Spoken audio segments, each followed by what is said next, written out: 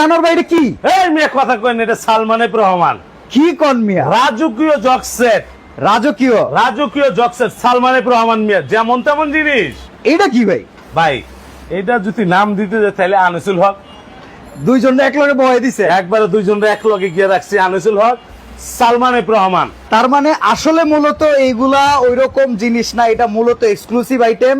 আমাদের বোঝার জিনিস এইটাই, এটা প্যারিসের, প্যারিসের বোঝার জিনিস এইটাই যে আসলে আমরা কারো দুষ্ট কথায় মিষ্ট কথায় যাতে না ভুলি, না ভুলি।